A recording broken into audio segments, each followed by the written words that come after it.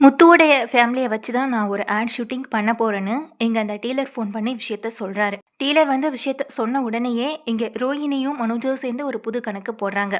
அதாவது அவர் நமக்கு 2 லட்சம் கொடுக்குறேன்னு சொல்கிறாரு. ஆனால் அந்த விஷயத்த நம்ம வீட்டில் சொல்ல வேணான்னு சொல்லிடுறாங்க ரோஹிணி கிட்ட. அது எப்படி நம்ம சொல்லாமல் மறைக்க முடியும்னு ரோஹிணியும் கேட்க தான் செய்கிறாங்க. ஆனாலும் இங்கே மனோஜ் வந்துட்டு அதெல்லாம் வேணாம், நம்ம இந்த பணத்தை நம்ம எடுத்துக்கலாம். இங்கே இவங்க வந்து நமக்கு நடித்து கொடுக்குறதுனால என்ன ஆக போகுது? ஒரு ஆட் ஃபிலிம் நடிக்கிறதுக்கு அவங்களுக்கு நம்ம 1 லட்ச ரூபா கொடுத்தே ஆகணுமா அப்படின்னு நினச்சி யோசிக்கவும் செய்கிறாங்க. சரி வேணாம் மனோஜ், சரி நம்ம இந்த பணத்தை எடுத்துக்கலான்னு இங்கே ரோஹிணி ஒத்துக்கிறாங்க.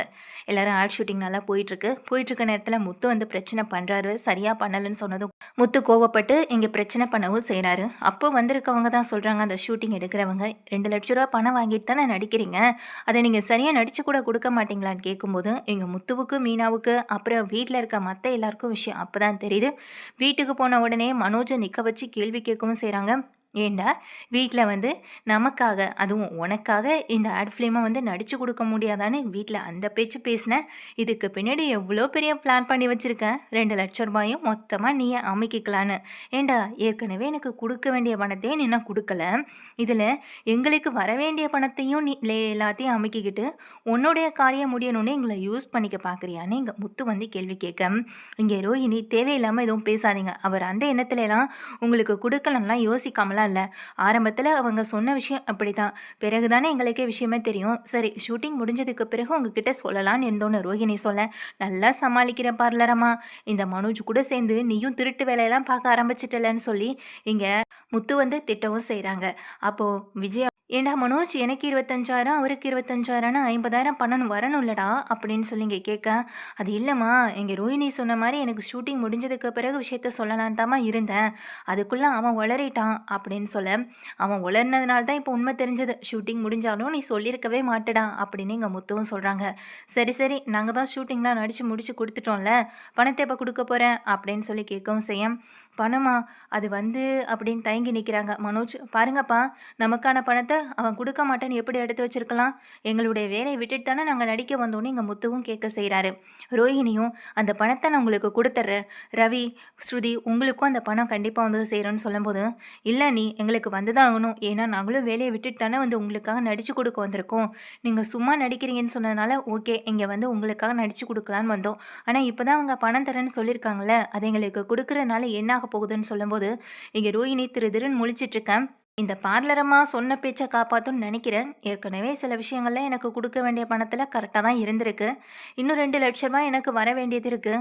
மொத்தமாக எங்களுக்கு வர வேண்டிய 50,000, அதான் மொத்தமாக எனக்கு மீனாவுக்கும் சேர்த்து வர வேண்டிய 50,000தோட சேர்ந்து உங்கள் பணத்தையும் கொடுத்துட்டிங்கன்னா கொஞ்சம் நல்லாயிருக்கும். ஏன்னா நீங்கள் இந்த நகைக்கான பணத்தை இன்னும் கொடுக்கலன்னு சொல்லும்போது இங்கே மனோஜ் பார்த்துட்டே இருக்காங்க. என்னடா இந்த மாதத்துக்கு நீ பணம் கொடுத்து தானே ஆகணும், என்ன பார்லரம்மா நீ தானே சரின்னு ஒத்துக்கிட்டேன், இப்போ இந்த பணத்தையும் கொடுக்கலன்னா என்ன செய்கிறதுன்னு சொல்லி கேட்க, நான் தர்றேன் முத்து, உங்களுக்கு 1 லட்ச ரூபா பணம் கைக்கு வந்துடும் அப்படின்னு சொல்கிறாங்க.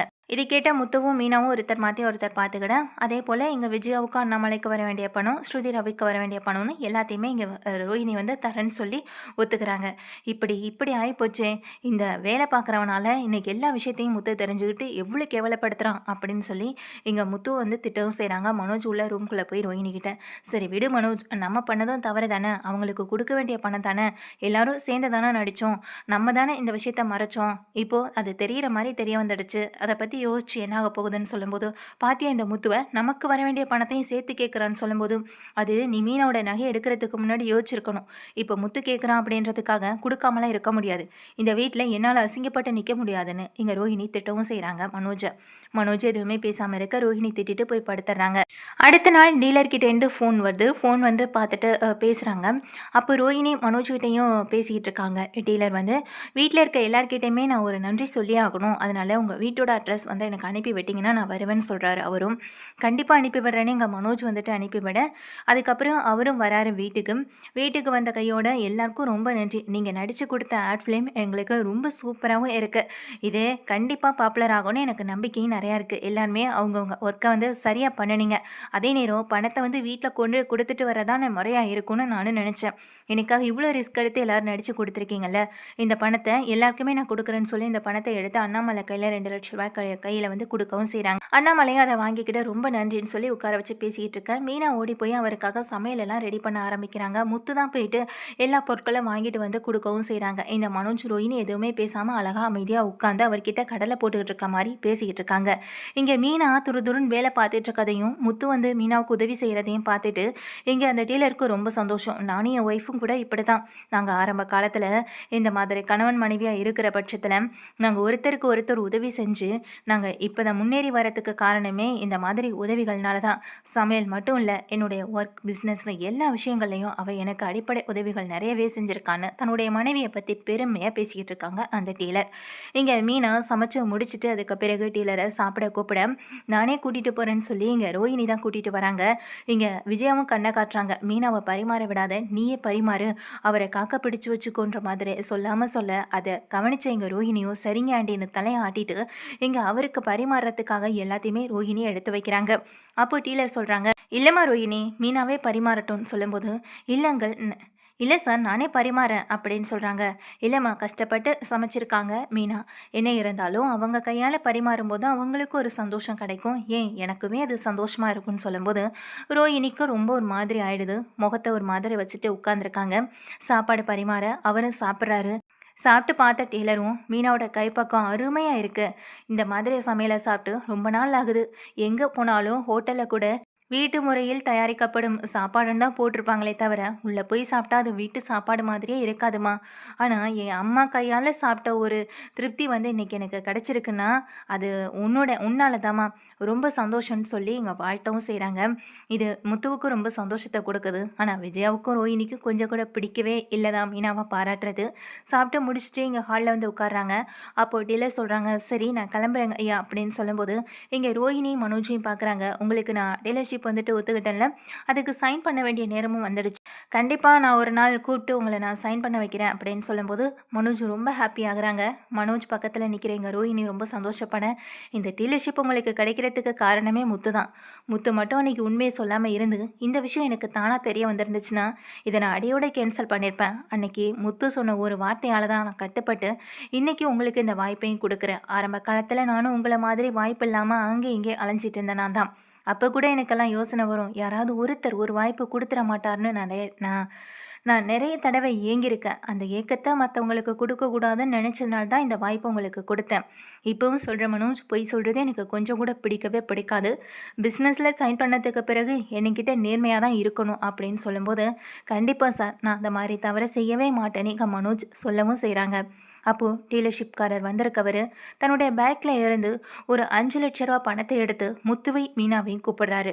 பக்கத்தில் வர முத்து மீனா கிட்ட கையில் கொடுக்க இங்கே விஜய் அதிர்ச்சி ஆகிறாங்க. விஜய் கேட்குறாங்க நேராகவே, அதே 2 லட்ச ரூபா கொடுத்துட்டீங்களே இவர் கையில், நாங்கள் ஆட் ஃபிலிம் ஷூட்டிங் நடித்ததுக்கு பிறகு எதுக்கு இங்கே முத்துவுக்கும் மீனாவுக்கும் 5 லட்ச ரூபா அப்படின்னு சொல்லி கேட்குறாங்க.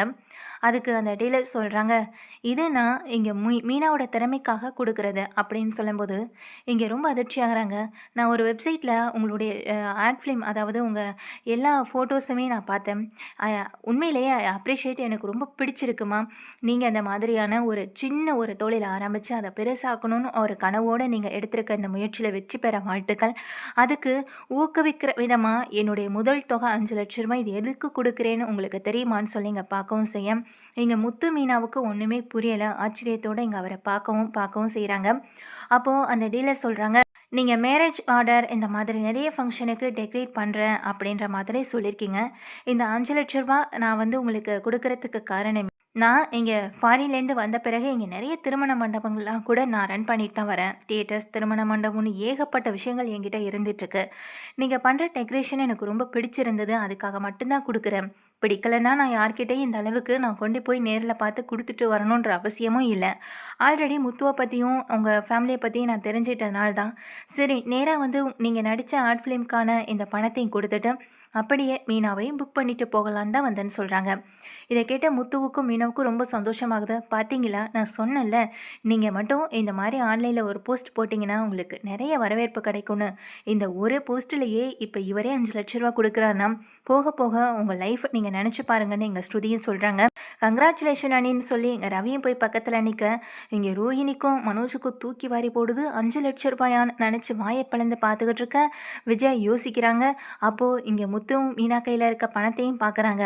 அப்போ டீலர் சொல்கிறாரு, என்னுடைய அட்ரஸ், நான் மண்டபம் வச்சுருக்க எல்லா அட்ரஸையும் நான் உங்களுக்கு வந்துட்டு கொடுக்குறேன்னு சொல்லி அதை எடுத்து கொடுக்குறாங்க முத்துக்கிட்ட. முத்து இதை பார்க்குறாங்க. இந்த ஏரியாவுக்கு நான் நிறைய டைம் போயிருக்கேன், ஆனால் இப்போ தான் தெரியுது சார் இதெல்லாம் உங்கள் மண்டபம்னு அப்படின்னு சொல்ல, ஆமாம் முத்து, இது மாதிரி ஏகப்பட்ட மண்டபம் ஏகப்பட்ட பிரான்ச்சஸ் என்கிட்ட இருக்கு அப்படின்னு சொல்கிறாரு. சரிம்மா மீனா, இந்த பூ அலங்காரங்கள் எல்லாத்தையுமே நீ தான் வந்து பார்த்துக்கணும். எப்பெல்லாம் இது வந்து ஒரு அட்வான்ஸ் மட்டும்தான், நான் வந்து இதை ஃபுல்லாக உனக்கே நான் வந்து கொடுத்துட்டு போகிறேன். எப்பெல்லாம் இதில் ஃபங்க்ஷன் நடக்குதோ அப்போல்லாம் நீயே வந்து டெக்கரேட் பண்ணி கொடுத்துட்டு போ. ஏன்னா நிறைய பேர் ஆர்டர் பண்ணிவிட்டு அங்கே ஃபங்க்ஷனுக்காக வர்றவங்களுக்கு ஆட்கள் வெளியில் எங்கேயும் கிடைக்காம அலைஞ்சிட்டு இருப்பாங்க. அப்படி எதுவும் இல்லாமல் நானே முழுசாக அவங்களுக்கு செஞ்சு கொடுக்குற மாதிரி இருந்தால் என்னுடைய திருப்தி இருக்கும். அவங்களும் அலைய வேண்டியதில்லை, அவங்களும் சந்தோஷமாக வந்தோமா ஃபங்க்ஷனை நடத்தினோமா போனோமா அப்படின்னு இருப்பாங்க. அதனால தாம்மா இனிமேல் என்னுடைய எல்லா ஃபங்க்ஷனுக்கும் என்னுடைய எல்லா மண்டபத்துக்கும் நீயே வந்து இந்த மாதிரி ஒரு விஷயத்த செஞ்சு கொடு அப்படின்னு சொல்லிடுறாங்க. இல்லை சார், நீங்கள் சொல்கிறதெல்லாம் சரிதான், ஆனால் என்னால் இதெல்லாம் வந்து செய்ய முடியுமா? நான் மட்டும் இப்படி செய்ய முடியும்? எனக்குன்னு ஆட்கள் யாரும் இல்லைன்னு சொல்லும்போது அதை நான் வேணால் அரேஞ்ச் பண்ணி கொடுக்குறேன். உன் பக்கத்தில் இருந்து ஒரு 2 பேர் 3 பேர் அப்படி வந்தாலும் கூட எனக்கு பிரச்சனை கிடையாதுன்னு சொல்ல, சரிங்கங்க, நான் அந்த அக்கா எல்லாரையுமே கூப்பிட்டுக்கிறேன் அப்படின்னு சொல்கிறாங்க எங்கள் மீனாவும். அந்த டீலரும் எங்கள் 5,00,000 பணத்தையும் கொடுத்துட்டு முத்துவையும் மீனாவையுமே வந்துட்டு தன்னுடைய மண்டபத்துக்கான எல்லா வேலைகளையும் அவங்களுக்கே எடுத்து கொடுத்துட்டு அங்கேருந்து கிளம்பி போகிறாரு. இதனால் அண்ணாமலை ரொம்ப சந்தோஷப்படுறாங்க. ஓடி வந்து முத்துவை கட்டிப்பிடிச்ச, பாத்தியாடா மீனா, வந்த நேரம் உன் வாழ்க்கை உண்மையிலேயே சந்தோஷமாக தான் மாறிட்டு இருக்குன்னு சொல்லிட்டு, ரொம்ப நல்லதுமா, எனக்கு இன்றைக்கி மனசு திருப்தியாகவும் சந்தோஷமாகவும் இருக்குன்னு சொல்லிட்டு உள்ளே போயிடுறாங்க. இங்கே விஜய் அப்படியே திருன்னு முழிச்சிட்ருக்கேன்.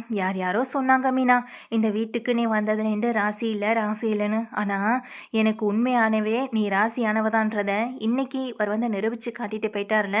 உன்னோட திறமைக்கும் உழைப்புக்கும் கிடைச்சது தான் இந்த பணம். பத்திரமா வச்சுக்க மீனா, இல்லைனா இது போக வேண்டிய இடத்துக்கு போயிடும் அப்படின்னு சொல்லி எங்கள் மனோஜ் ஒரு முழிக்க, மனோஜ் தலையை கீழே தொங்க போட்டுட்டு நிற்க ரோஹிணிக்கு வயிற்றுச்சலாக இருக்குது. 2 பேரும் சந்தோஷமாக இருக்கிறத பார்த்து எங்கள் ரோஹிணிக்கு பிடிக்கவே இல்லை. முக்கியமாக விஜயாவுக்குமே அது பிடிக்க மாட்டேது தான்.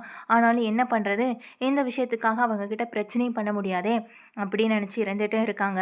நம்மளுக்கு வந்த டீலர்ஷிப்பால் இப்போ இவங்களுக்குன்னு ஒரு தனியாக ஒரு பணமும் இவ்வளோ பணம் கைக்கு கிடச்சிருக்கேன்னு நினச்சி வருத்தப்பட்டு நிற்கவும் செய்கிறாங்க எங்கள் ரோஹிணி. உடனே மீனாவும் முத்துவும் இதுக்கெல்லாம் ஆரம்ப புள்ளியாக இருந்த எங்கள் ஸ்ருதிக்கு தான் நன்றி சொல்கிறாங்க. பரவாயில்ல மீனா, இது நான் சின்னதாக எனக்கு முடிஞ்ச ஒரு ஹெல்ப் பண்ணேன், ஆனால் நான் ஹெல்ப் பண்ணதுனாலயா நீங்கள் வின் பண்ணீங்க? இல்லையே, உங்களுடைய திறமையும் உங்களுடைய கடின உழைப்பும் தான் இதுக்கெல்லாம் காரணம். இதுக்கு பின்னாடி யார் மேலேயும் தூக்கி போடாதீங்க, முழுக்க இந்த வெற்றிக்கு காரணம் நீங்கள் மட்டும்தான் சொல்லி இங்கே ஸ்ருதியும் பேசிட்டு போக, இந்த பார்லர் அம்மாவை விட பலகுரல் நியாயமாகவும் சரியாகவும் தான் நடந்துக்குதுன்னு எங்கள் முத்துவோட எண்ணத்தில் இங்கே பலகுரல் மேலே ஒரு சின்ன ஒரு நம்பிக்கையும் ஒரு மரியாதையுமே இருக்கத்தான் செய்யுது.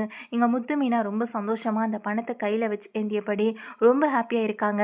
இந்த பணத்தை வச்சு எப்படியும் நம்ம கடனை அடைச்சிடலாம்னு சொல்லும்போது, தாராளமாக அடைச்சிடலாம் மீனா, 5,00,000 நம்ம வக்கீலுக்கு கொடுத்துருக்கோம்ல, ஏற்கனவே 5,00,000 பேசி முடிச்சு அந்த வக்கீலுக்கு நம்ம இன்னும் கொடுக்க வேண்டிய பணத்தையும் கொடுத்துடலாம், நம்ம வாங்கின கடன் கார் எல்லாத்தையுமே மீட்டு எடுத்துடலாம் அப்படின்னு சொல்ல எங்கள் மீனாவுக்கு பயங்கர ஹாப்பியாக இருக்குது. நான் ஆரம்பித்த ஒரு சின்ன தொழில் எனக்கு இவ்வளோ பெரிய ஒரு வாய்ப்பை கொடுக்கும்னு நினைக்கவே இல்லைன்னு சொல்லும்போது, எல்லாத்துக்கும் திறமை தான் மீனா காரணம், அது உங்ககிட்ட இருக்குது, இன்னும் இதை வச்சு நீ நல்லா சாதிப்ப பாருன்னு சொல்லி எங்கள் மீனா என்கரேஜ் பண்ணுற மாதிரி பேசிக்கிட்டும் இருக்காங்க முத்து.